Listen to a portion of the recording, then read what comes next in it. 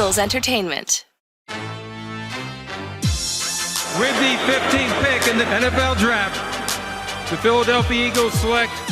You're listening to the Journey to the Draft podcast.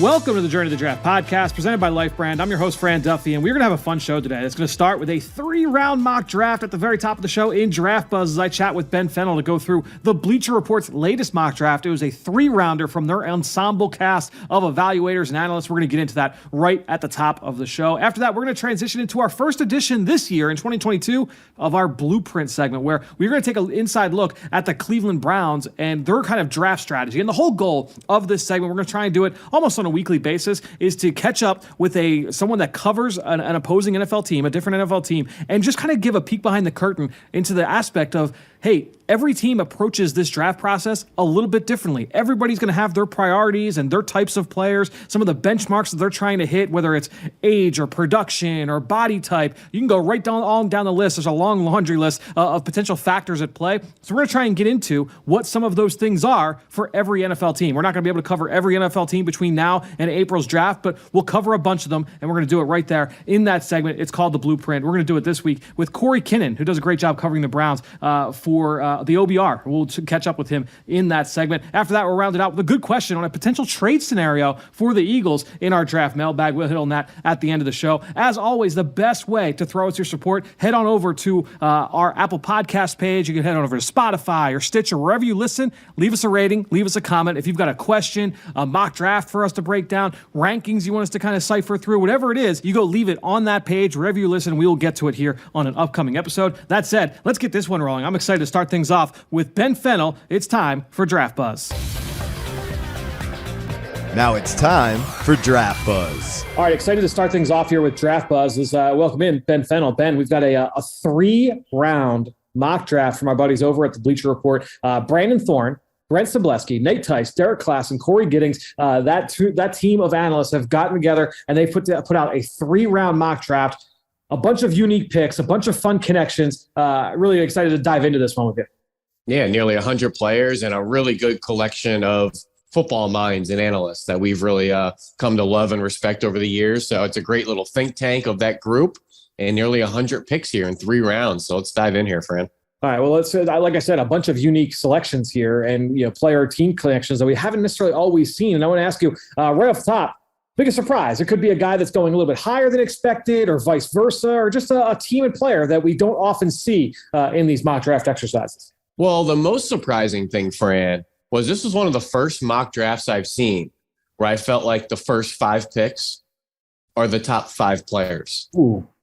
And that was kind of my initial takeaway there, coming with, Thibodeau at number 2. You have Evan Neal at 1, Carl Laftis at 4, Hutchinson, and then Ike Ekwonu to fill out your top 5. I'm so happy Carl Laftis is in there in the top 5. I think he's a top 10 player. If you want to take him in the top 5, I'm okay with that. I think that's literally the best 5 players going in the first 5 spots.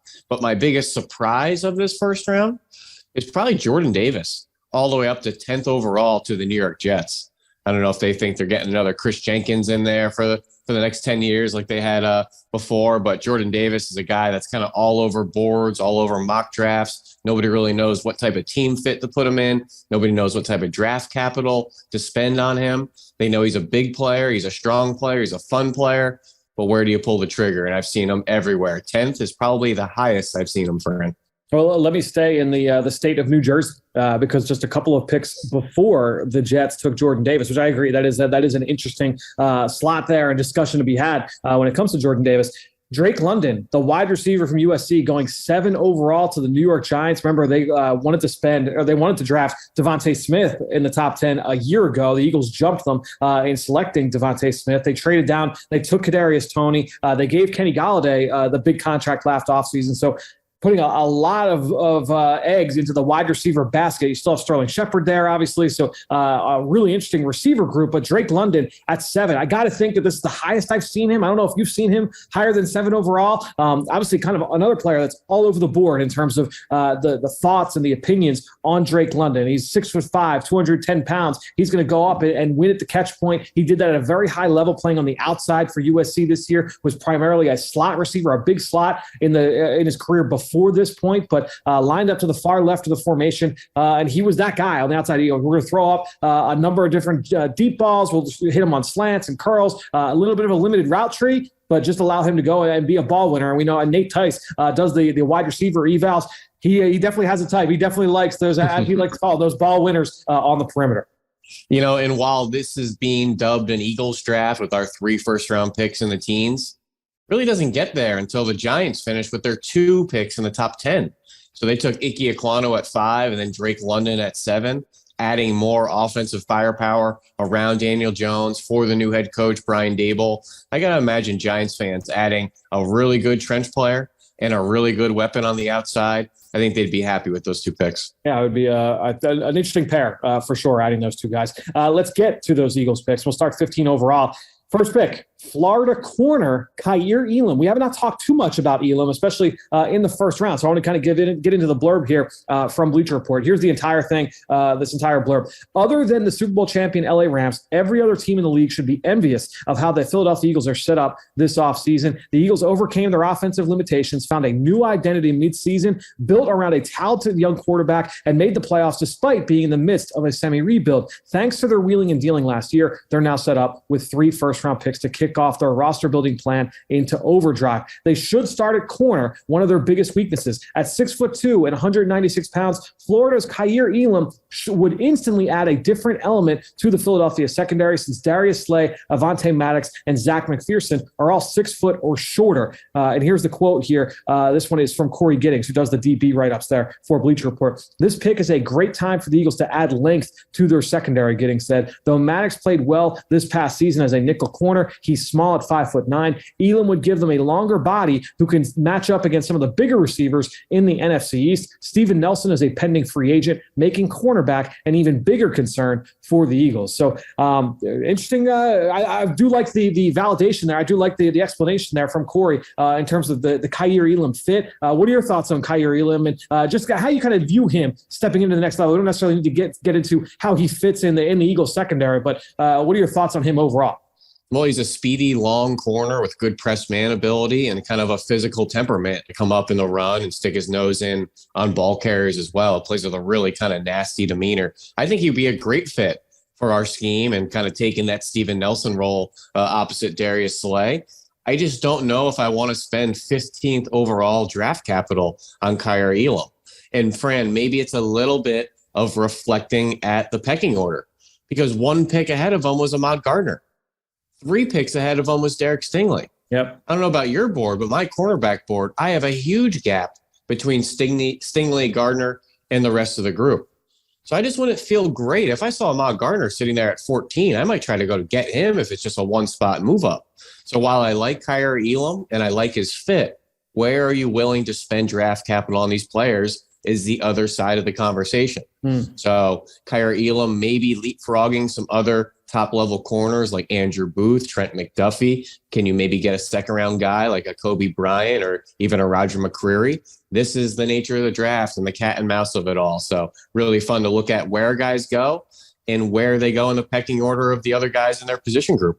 All right, well, let's get to the next pick, which is the very next selection here. 16th overall. This is the pick from the Indianapolis Colts. And the selection here from the Bleacher Report scouting department, Michigan pass rusher David Ojabo. Here is the blurb from BR. After snagging a corner at number 15, the Eagles make back-to-back investments at premium positions by taking Michigan edge rusher David Ojabo at number 16. Here is the quote from Derek Klassen. Derek Barnett is set to hit free agency, and Brandon Graham is coming off a season-ending Achilles injury at age 34. The Eagles need to add some fire off the edge. Though Ojabo may be a bit thinner than your usual type, as listed at 250 pounds, he brings arguably the best speed and bend in this class. Ojabo will need to beef up a bit and hone in his run defense skills, but he should be an effective outside pass rusher right out of the gate. Those traits that Klassen discussed made Ojabo, this is still from Bleacher Report, those traits that Klassen discussed make Ojabo a wild card in this year's class. His upside is immense because of the physical tools, but he's still a raw prospect since he didn't start playing football until his junior year of high school. Ojabo's fluidity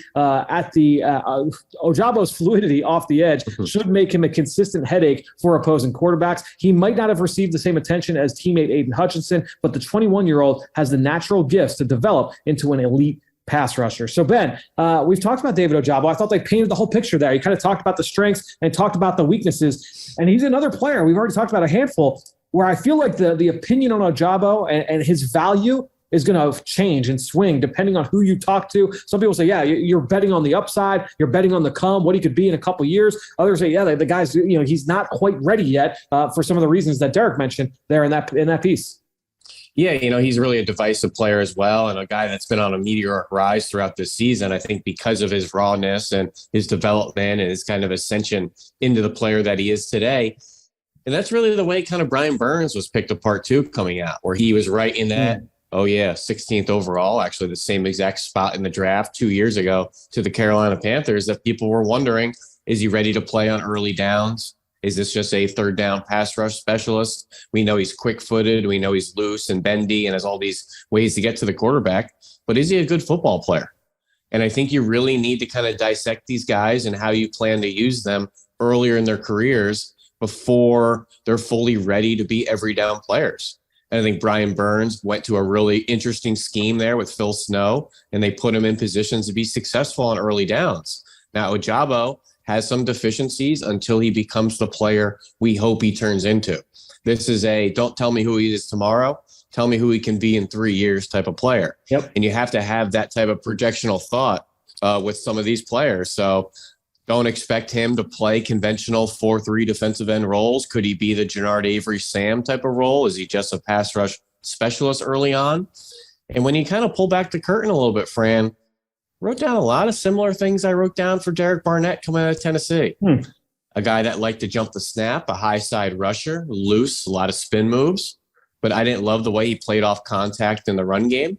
And a lot of that stuff and those traits and that description really led into his last 3-4 years in the NFL. So a little bit of a buyer beware, but an exciting player. Yeah, it's an interesting discussion whenever you're talking about David Ojabo. Let's get to the 19th overall pick here. The next one, the Eagles' third in the first round.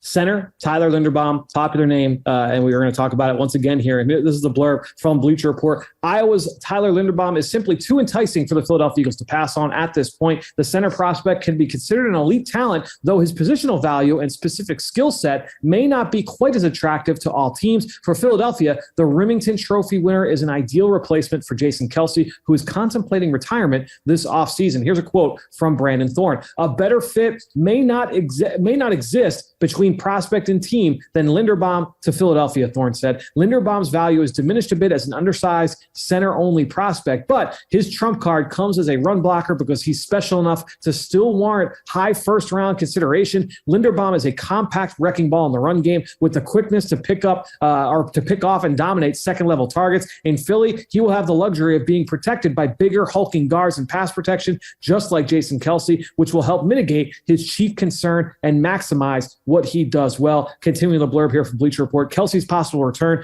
does not spoil this selection either. He turns 35 in November, and he's entering the last year of his contract. Besides, the Eagles have 3 first-round picks. They shouldn't pass on a top talent and great fit simply because he may not become a full-time starter in year 1. So to me, Ben, again, we've talked so much about Tyler Linderbaum almost weekly here in this segment because he's such a popular fit for the Eagles, a popular pick for analysts when you're trying to do these mock drafts. But it's just good to be able to get Brandon Thorne's perspective. And I love just how he said, look, it's not just about, plug him in, Jason Kelce could retire, Tyler Linderbaum, plug him in, but also discussing, hey, the knock on him is his size, putting him in there with 2 big guards on either side of him, that can help mitigate that a little bit.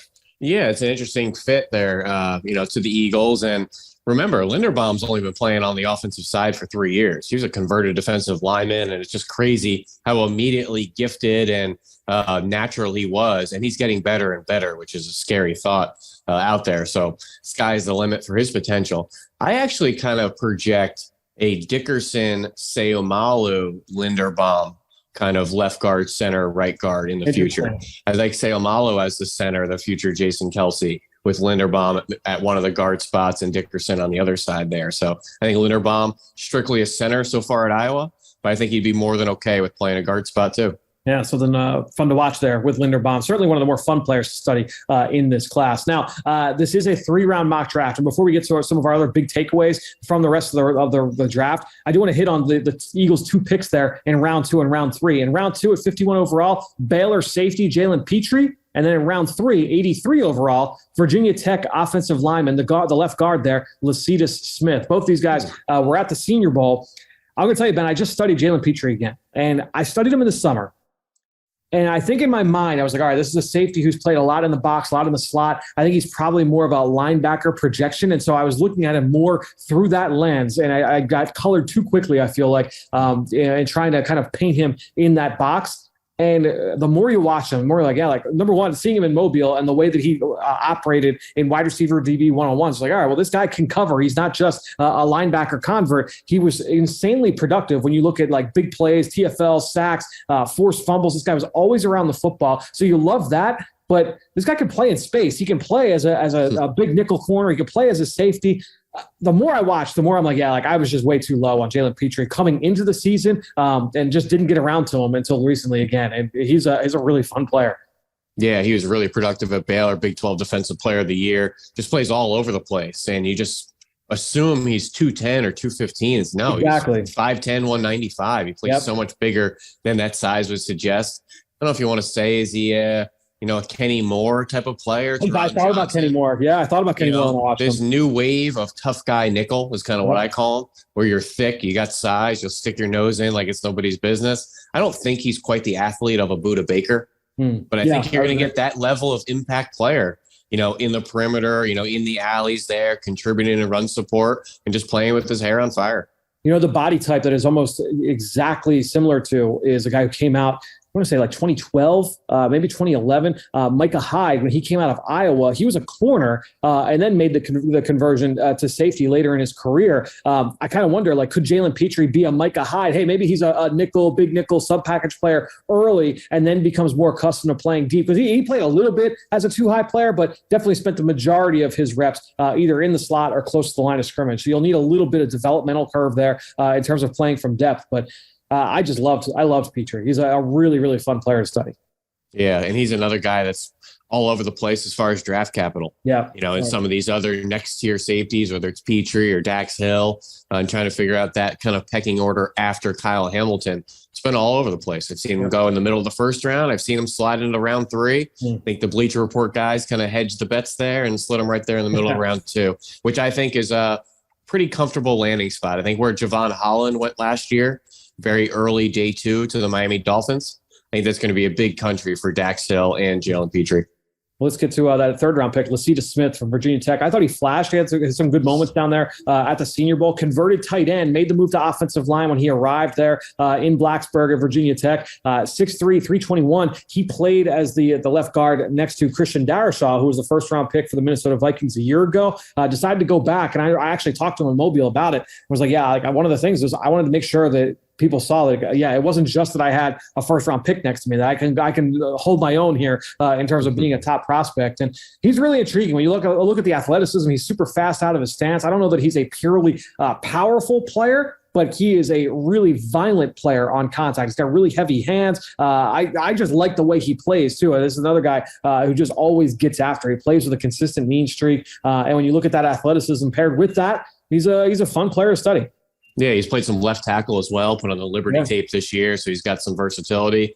And if maybe his tape didn't live up to par in 2021, go put on that 2020 tape with Khalil Herbert and blocking Christian Darrisaw, who was a first-round pick to the Vikings. They were blasting defensive linemen off the ball and giving Herbert some really good cutback lanes. Really, really physical player on the second level. He'd be a great pick and a great middle round developmental player to fill out your offensive line room, which this team seemingly has done year after year under Howie Roseman and others. So just kind of bringing a big picture back to the entire first round of this draft. We just finished the Super Bowl, obviously, between two teams that added a key player. In both cases, this was a quarterback, but this does not need to be a quarterback, what I'm going to ask you in terms of the answer to this question. This addition in the last couple of years helped push them over the top. Obviously, I'm talking about Matthew Stafford, Joe Burrow, but both being added to these teams, they end up in the Super Bowl. Which pick in this first round mock draft best has a chance to be like that cherry on top, that finishing piece to say, yep, we're going to push you over the top. Now you are an instant Super Bowl contender? Is there one that kind of stands out to you in that vein? Well, I'll give you two kind of narratives for this. Okay. The cherry on top finishing piece, this is all we need because he's going to give us just 2 or 3 more seconds for him to hit Jamar Chase down there, is Trevor Penning going to the Bengals. just adding a first-round caliber offensive lineman to the room, that's the cherry on top. But, Fran, I'm not sure the Bengals adding Joe Burrow was the cherry on top. That was the transformation. That was the major flip the script type of guy. Yep. And I think that could be Malik Willis to the Pittsburgh Steelers. Yeah. A team that had a pretty good roster in 2021, might have been, a quarterback away from being a contending team on a weekly basis. So Malik Willis, I think, has a chance to really flip the narrative and the competitive nature of the Steelers. Can you imagine if you were a defender in the AFC North and the Steelers end up with Malik Willis and you're like, man, 4 games a year, we got to chase around Malik Willis and Lamar Jackson? Like, that is just brutal. You make sure. And not to mention Joe Burrow out there too. Well, yeah, dealing with Joe Burrow, but I mean, it's just like chasing around those two guys. Myles Garrett has his hands full, right? Yeah, exactly. I do like Trevor Penning to Cincinnati too, because one of the guys I wrote down for Trevor Penning, ironically, Andrew Whitworth as a potential comp. So beautiful. Yep. I like that pick there. For me, it was Andrew Booth to Kansas City. We've got the guy we've talked plenty about, Andrew Booth. But him having that kind of lockdown cover corner, that versatility and that man-heavy scheme there for Steve Spagnuolo, like that's a top-shelf talent in a man-cover scheme. You need those kind of guys, and Booth would give them, to me, like instant most talented corner on the roster kind of feel in terms of being an outside presence there in that defense. All right, so that said, just general thoughts on the way this draft unfolded going into round 2, round 3. Just any takeaways looking at the rest of this mock for you? I have a lot of thoughts, and I love seeing 3-round mock drafts from guys that are extremely credible, watch the tape, have very good football minds, and I really trust their opinions. So when they do the work, Fran, I'm going to read it and do the work on my end. And this isn't criticism. It's just observations from guys I really respect. So just looking at kind of how things played out in these nearly 100 picks, some interesting takeaways. How about Alec Pierce, wide receiver, Cincinnati? The first wide receiver off the board in the second round. Wide receiver 8, which is crazy. 7 receivers going in the first round. Yeah. Not how a lot of people projected. But Alec Pierce, the first going off the board in the second round. We're expecting to be a really good tester in Indianapolis and will be a riser throughout the process. But interesting to see him there. How about the first non-combine guy drafted? That's Javon Hiley out of Coastal Carolina going in the third round. A guy that a lot of people thought was one of the bigger snubs of the Indianapolis week. I really wish he could have gotten out there. Productive season, catching passes from Grayson McCall out there in that fun offense. Some other things just kind of taken away here. How about the corner pecking order, Fran? Not something I'm seeing very often. DK Kendrick, cornerback 6. Martin Emerson, cornerback 7. Over guys like Roger McCreary, Kobe Bryant, some of the darlings of draft season. Yeah, that's right. Yeah, so that's kind of interesting. Something tells me these guys really like the size and kind of physicality and play profile of an Emerson and Kendrick, who are some big corners out there. Yeah, your Elam going 15, yeah. Yep, no question. Looking at some of the linebackers, same kind of thing. You have Darian Beavers before some of the Georgia guys, like Quay Walker, who is on the board there, Channing Tindall. Even a guy like a Brad Smith from Penn State going ahead of some of those Georgia guys. Kind of interesting as well. And then some guys that just weren't on the 3 round. Okay. So where are they? Are they 4th round picks? Are they priority free agents? I would love to know where these guys fall in the pecking order. So really quick, 5 quick ones. Okay. James Cook. No James Cook. Yep. Also, no James Cook in Dane's top 100 either. Is that the way things are trending? Interesting. I thought he was good disposition. That's interesting. Good. Well, I thought he was the premier pass catching weapon, running back of the class here that somebody would take on day 2. No Damone Clark, which going back to that linebacker pecking order, I thought Damone Clark was a day 2 player all day long. Was surprised to see guys like Beavers and Brad Smith go before Damone Clark. Really want to see how Clark tests. Daxton Hill, Fran, not on the board in the 3 rounds, which is really interesting. He's a guy that we've seen firmly in some first-round mocks, pretty safely in round 2, right in that Jalen Petrie country, but not in any of the first 3 rounds. Same thing with Kyler Gordon. Washington corner playing opposite Trent McDuffie, a guy that's been firmly in some first rounds. Nowhere in these 3-round mocks from the guys out there. And the receiver that I thought was the most telling or the most eye-popping, Jalen Tolbert. Our buddy Dane Brugler has very high and then not in the 3 rounds from our buddies there at Bleacher Report. I think Darren Jeremiah has him in the top 50. Correct. Yep, he's another one. So, and by all means, these are not criticisms. It's just observations. And when they put in the work and these guys study the film and have great opinions, I'm going to put in the work and really dissect what they've done.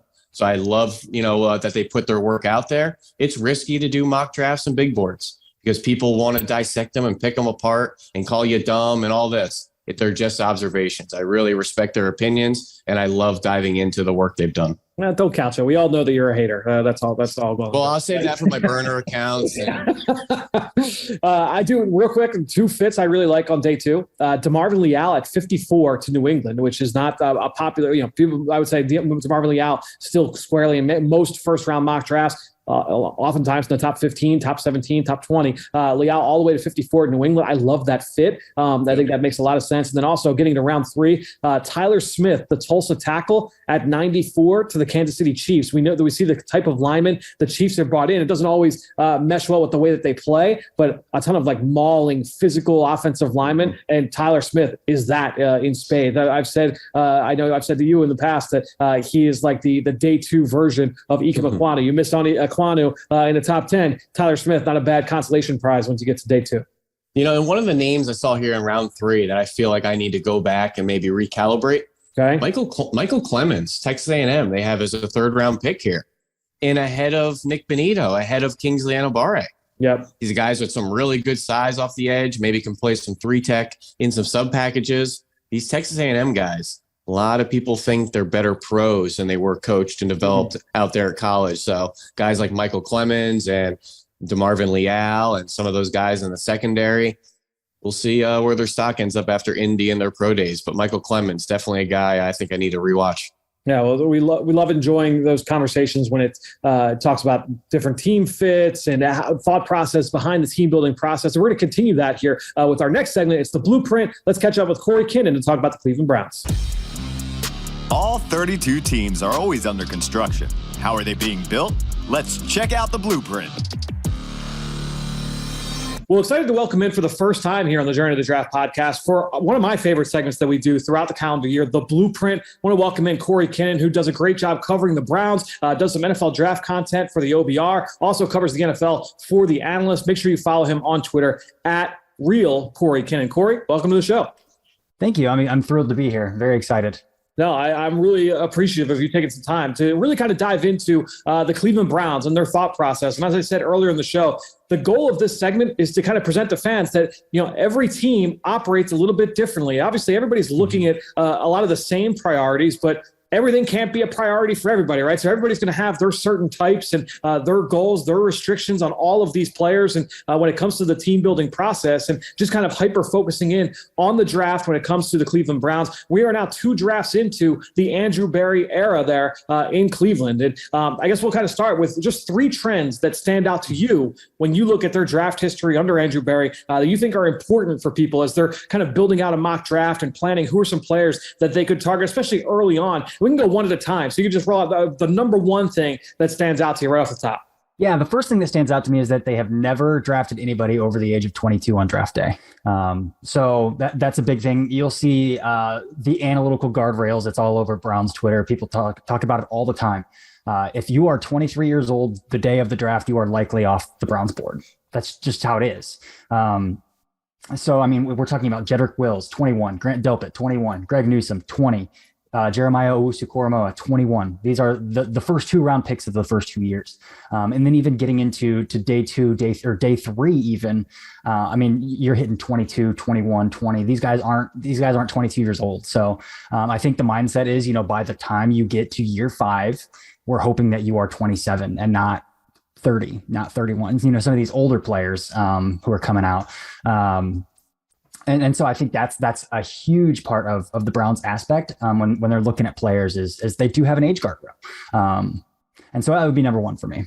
Interesting. Yeah, it's definitely one of those things too where, and I'm glad you kind of broke it up and looking at day 1 and day 2 and then to day 3, because while everybody does have these certain parameters that they want to be able to operate in, those lines are typically drawn in pencil. And once you get to day 3, you get to those later rounds, especially to round 6, round 7, sometimes you got to kind of give a little room in some of these areas. It'll be interesting to see as we get into a deeper sample size with Andrew Berry, how many of these guardrails, as we get to number 2 on your list, how many of them start to get broken. But that age one, definitely a big sticking point that we've seen through the first 2 years. What's number 2 for you?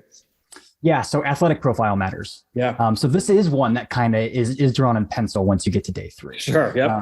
But we're talking day 1, day 2 guys. These are really good athletes. Even into day 3, like sometimes on day 3, a little bit, you're getting to more of maybe the average athletes. I'm thinking of like Jordan Elliott, wasn't like a tremendous athlete out of Missouri. He went in the 3rd round. And then day 3, they started to take on some other things into consideration. So, I mean, they drafted Harrison Bryant out of Florida Atlantic. Harrison Bryant was tremendously productive.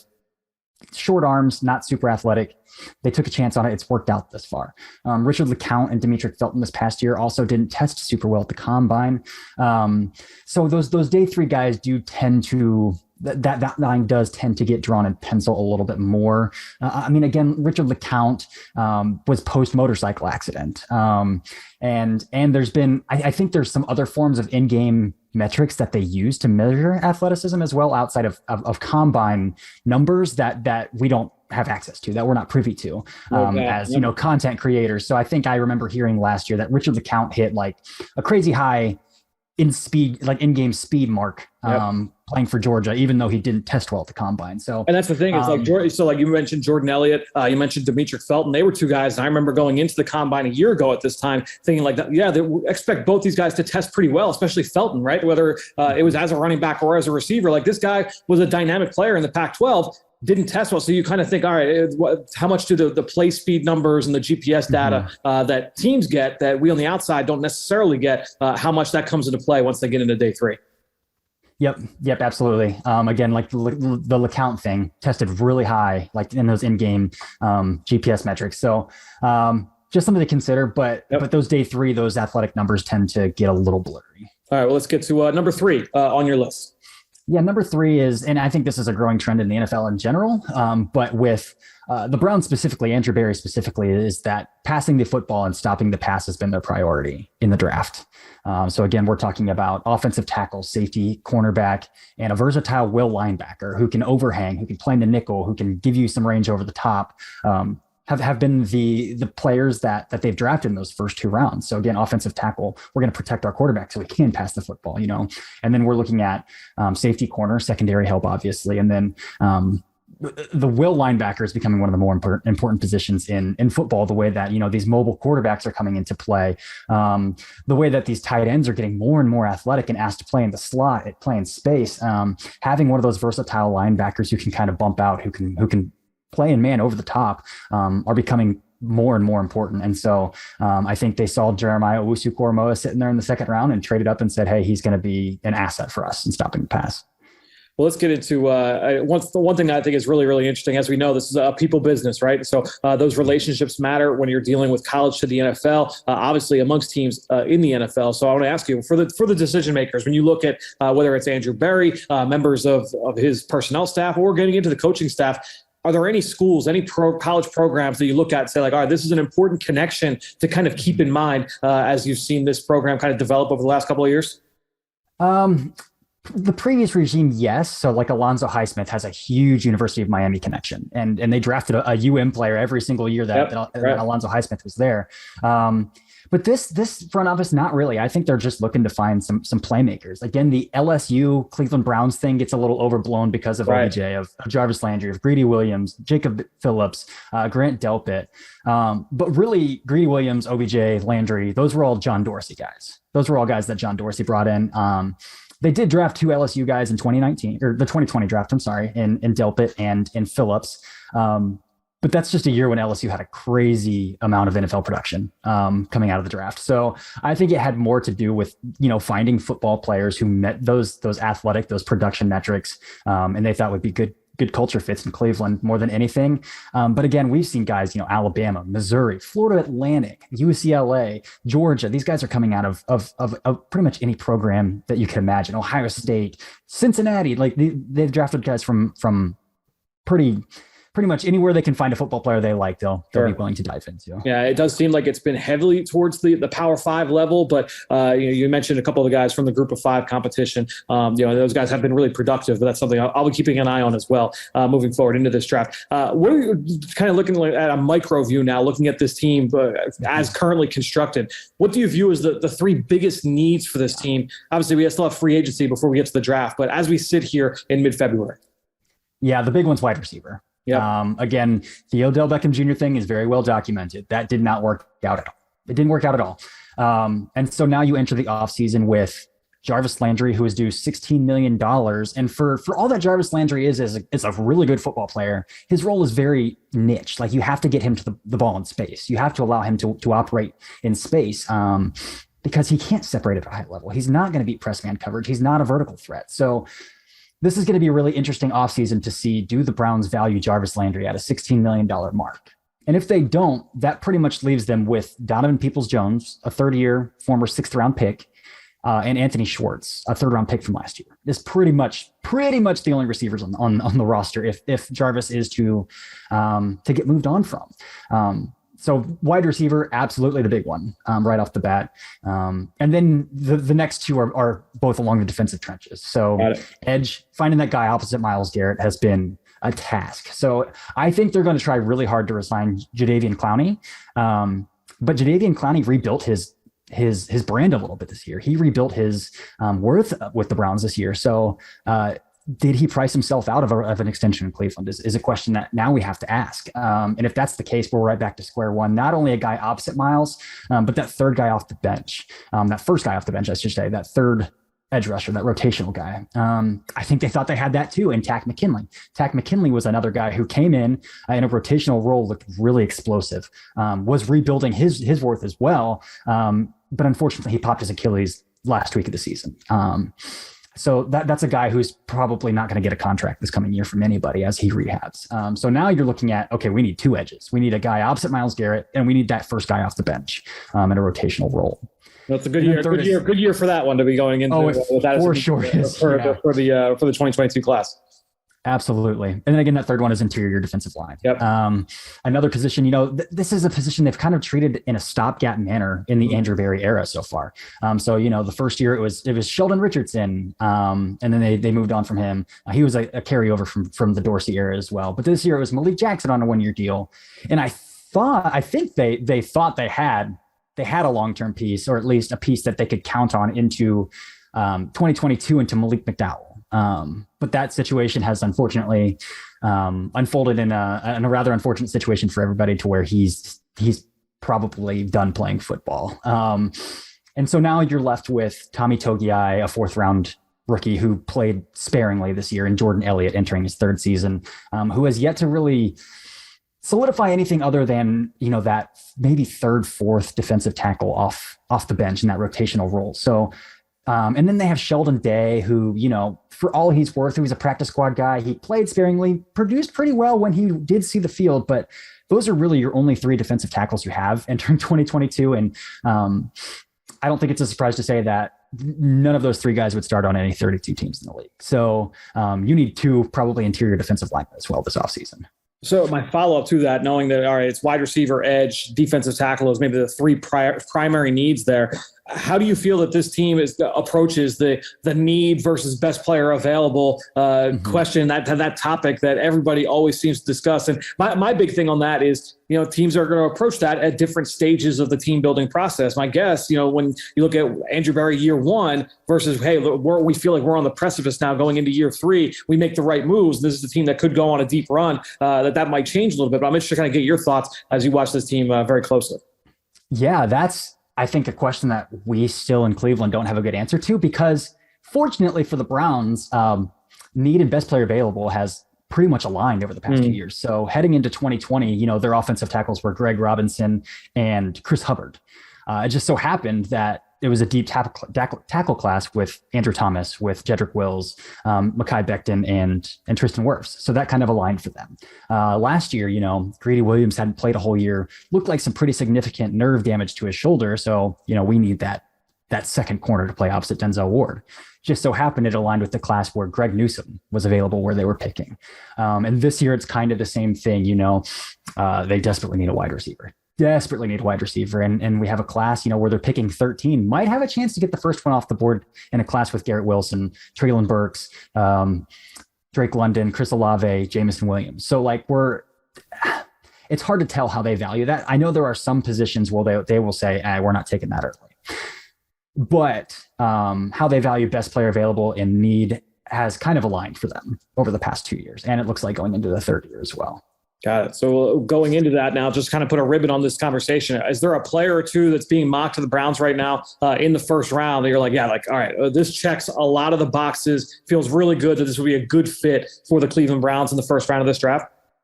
Yeah, it would be shocking if Garrett Wilson, Drake London, Treylon Burks, or Chris Olave were not a Cleveland Brown by the time that the draft rolled around. I mean, they're sitting at 13 with 4 guys who are productive, who are going to test well, who are all young. And really, this NFL draft class of wide receivers is kind of pick your flavor. I tend to think Olave might be in that tier 2 compared to London, Burks, Wilson. I do think Jamison Williams is probably not in the question at 13 anymore with the ACL tear. I do think they're probably going to be looking for an immediate producer, just the way their wide receiver room looks. And modern medicine is progressing really well, especially with ACL injuries, but I don't think fast enough for the Browns to consider him at 13. So I would be shocked if one of those 3, Wilson, London, Burks, were not a Cleveland Brown. Interesting. So over one of the edges, if that was, you feel like they had getting that first bite of the apple at the receiver position might be better than saying get the 5th or 6th edge off the board and wait for that position later. Yeah, I mean, the edge class is super deep too. Right. So, you're going to get a the player in the second round if you wait till the second round there. So, all right. So then the last question I've got for you from this topic, kind of the other side of the coin, right? Is there a player or two that's being mocked to the Browns? You're like, man, I just don't see this as a fit. It doesn't necessarily make sense to me to pair this team with this player. Yeah, there's 2. Okay. So the big one is Jordan Davis out of Georgia. As big of a need as defensive tackle is for the Browns, Jordan Davis is off the field quite a bit. He is off the field quite a bit. And I just don't know. I don't think the Browns are going to value enough of that to spend the 13th overall pick on a defensive tackle who isn't really on the field when situation calls for pass rush. We can say, we see some good things as a pass rusher for him when he's on the field, on those passing downs, but it's another thing to say, but Georgia took him off the field situationally. And so I think that's one player to probably nix from the Browns. And another one is Devin Lloyd.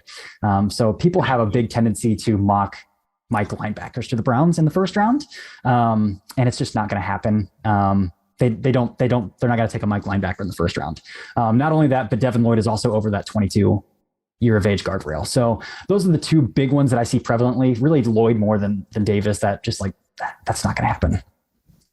If one of the linebackers, I have to look at Nakobe Dean's age. If say Nakobe Dean is 21, does that kind of fit, or do you feel like, hey, that position in general probably not going that direction?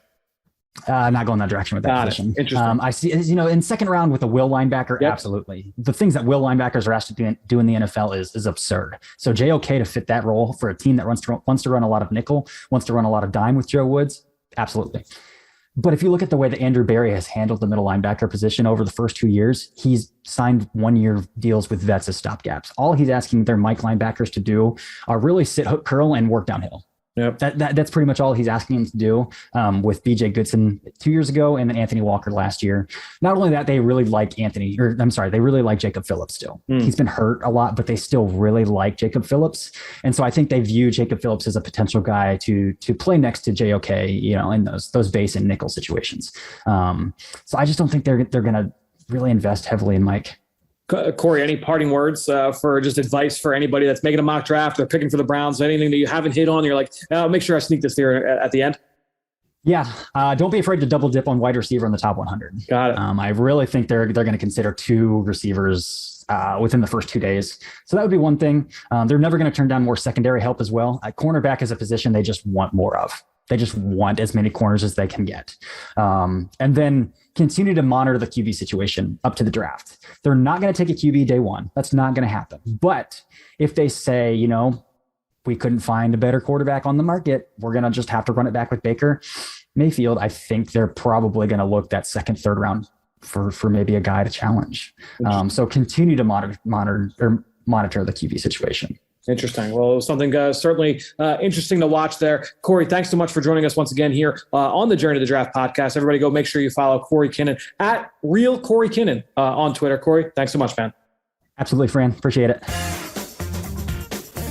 Now it's time to hear from you, the fans, in the draft mailbag. Great stuff from Corey. And again, we're going to try and do that blueprint segment on a weekly basis here on the show. We probably won't get to it again until after the combine, but always a fun segment. Always learn so much about the way other NFL teams operate throughout that segment. Now, let's get into a good question here from Matt B. in Raleigh. And before I get into the question, just a quick reminder, make sure you head on over to our Apple podcast page. This is the last question in the queue. So if you want to get featured on the next episode of the Journey to the Draft podcast, head on over to our Apple podcast page. Leave us a question there in the comment box, and we will answer it here on an upcoming episode. So here's the question from Matt B. in Raleigh, who left a 5-star review and said, guys, I love the show and coverage. Thanks for all the great work. With Joe Burrow getting sack records here this season, how realistic a trade target should they be for the Eagles? There have been a ton of mock drafts with Tyler Linderbaum going mid-first round, most of the time to the Philadelphia Eagles. And figuring that the Bengals are going to be desperate to protect their franchise quarterback, should the Eagles pass on Linderbaum and trade back to pick up additional draft capital? What do you think could be a realistic haul if this happens? So Matt, what do you think could be a realistic haul if this happens? So Matt, I would say there's a few different ways to kind of approach this question. Number one, we're getting ready to go into the combine, right? And believe it or not, that's when a lot of the trade talks, whether it's moving up and down draft day or dealing with stuff with free agents, trading veteran players, all that stuff, all of that, those talks have, if they haven't already started, they're going to pick up out in Indianapolis at the combine. So you ask, like, when does that kind of start? Right now is the answer to that question. So every team is going to talk with every other team about all the different potential. You're just trying to gather information. Who's open to moving up? Who's open to moving down?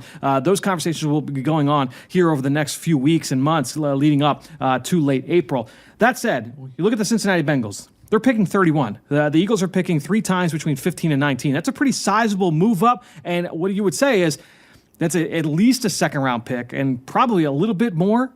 I think that's I can't remember the last time someone made a move up that far to take an offensive lineman. Obviously, you'll see it for a few picks, maybe 3-4 selections to be able to move up, especially for an offensive tackle.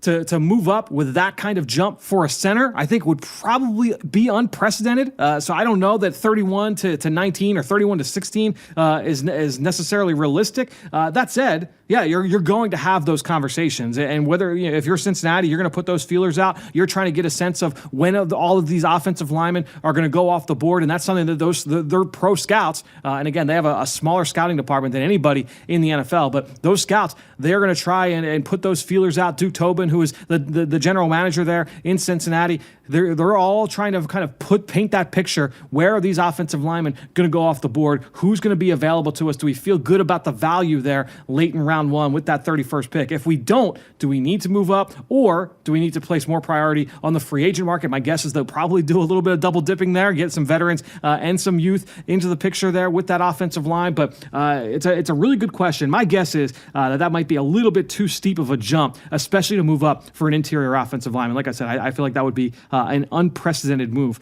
for a team to make. But good question there from Matt B. And again, those trade talks, they all start this coming week. And we're going to be doing next week right here on the Journey to the Draft podcast, a full combine preview. Both episodes next week. We're going to do an offensive show on Monday that will drop on Tuesday. Then we're going to do a defensive show next Wednesday that will drop next Thursday. Make sure you're tuned in right here to the Journey to the Draft podcast presented by Life Brand. Can't wait to get you ready for Indianapolis.